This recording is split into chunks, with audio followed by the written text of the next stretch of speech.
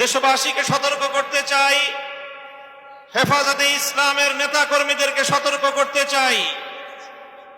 ইতিমধ্যে আপনারা বিভিন্ন যোগাযোগ মাধ্যম, সামাজিক যোগাযোগ মাধ্যমে দেখেছেন পরাজিত শক্তির ফ্যাসিবাদী নেত্রী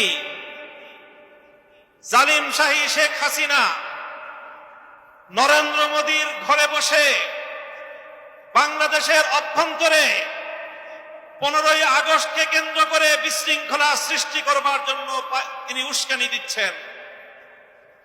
বলতে চাই, আওয়ামী লীগের, যুবলীগের, ছাত্রলীগের যারা বিগত 15 বছর পর্যন্ত হাতুড়ি লীগের ভূমিকা পালন করেছেন, মনে রাখবেন এখন বাংলাদেশ আর সেই 16 বছরের ফ্যাসিবাদী পরাধীন বাংলাদেশ নয়।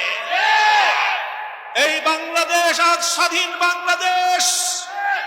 বৈষম্য বিরোধী ছাত্র আন্দোলনের নেতৃবৃন্দ, অন্তর্বর্তীকালীন সরকারের দায়িত্বশীলদের পাশাপাশি হেফাজতে ইসলামের নেতা কর্মীদেরকে আমি আহ্বান জানাতে চাই, আগামীকাল 15ই আগস্ট, 16ই আগস্ট এবং গোটা আগস্ট মাস জুড়ে আমাদেরকে সতর্ক থাকতে হবে।